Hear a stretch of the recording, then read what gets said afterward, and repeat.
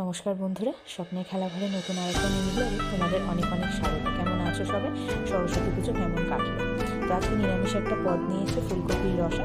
ফুলকপিটা প্রথমে ভাপিয়ে ভেজে নিয়েছি। কড়াইতে আর একটু তেল দিয়ে গরম করতে দিয়ে কিছু মশলা রেডি করে নিয়েছি। টক দইটাকে নুন দিয়ে ফেটিয়ে নিয়েছি। আর এই যে পেস্টটা দেখছো, এটা চারমগজ, কাজু, কিশমিশ, আমন্ড, পোস্ত, অল্প একটু সর্ষে, জায়ফল, জয়িত্রী, গোটা গরম মশলার মধ্যে এলাচ আর দারচিনি দিয়ে লবঙ্গ দিয়ে একটা ফাইন পেস্ট করে নিয়েছি। এরপর কড়াইতে তেল, তাতে কাঁচা লঙ্কা আর কালো জিরে ভালো করে ফোড়ন দিয়ে নিয়েছি। দিয়ে তারপরে এই পেস্টটা দিয়ে দেবো, দিয়ে ভালো করে সেটাকে কষাবো যতক্ষণ না সেখান থেকে তেল ছাড়ছে। আর টক দইটাকে তো আগেই বললাম নুন দিয়ে ফেটিয়ে রেখেছি।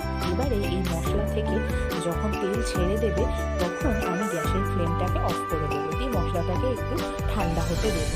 তাতে কি হবে, টক দইটা যখন আমি এর সাথে মেশাবো তখন টক দইটা খুব সুন্দর মিশে যাবে আর টক দইটা আপনার ফেটে যাওয়ারও কোনো ব্যাপার থাকবে না। এই দেখো আমি এটাকে ঠান্ডা করে কি সুন্দর মিশিয়ে নিচ্ছি।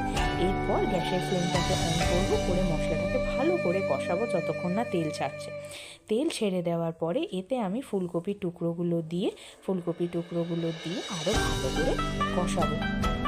কষিয়ে নিয়ে এই যে মশলার পেস্টটা যে বাটিটাতে রেখেছিলাম সেটাতে একটু জল দিয়ে আরও ভালো করে সেই মশলা ধোয়া জলটা সেখানে দিয়ে দিলাম। দিয়ে দেওয়ার পরে আরেকটু জল, সেটা জলের মধ্যে আমি একটু গুঁড়ো দুধ মিশিয়ে নিয়ে দিয়েছি। তোমরা চাইলে এমনি দুধও সেখানে মিশিয়ে নিয়ে দিতে পারো। তাতে কী হয়, টেস্টটা খুব সুন্দর আসে।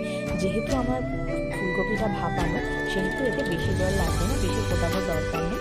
গ্রেভির কোয়ান্টিটি যেরকম মনে হয় সেরকমভাবে রাখতে পারো। শেষে অল্প একটু ঘি আর গরম মশলা দিলেই আমাদের ফুলকপির রসা তৈরি। ওটা হতে খুব কম সময় লাগে। তো তোমরা এবার বাড়িতে ট্রাই করতে পারো। আর কেমন লাগলো অতি অবশ্যই আমাকে কমেন্ট করে জানিও। তোমাদের যদি রেসিপিটা ভালো লেগে থাকে তাহলে আমাদের ফেসবুক পেজটাকে প্লিজ ফলো করে দিও, লাইক করো, আর ইউটিউব চ্যানেলটাকেও প্লিজ সাবস্ক্রাইব করে দিও। তোমাদের পাশে থাকা একান্তই খুব ভালো থেকো। দেখা হচ্ছে পরের ভিডিওতে। আজকের মতো আসি, সবাই খুব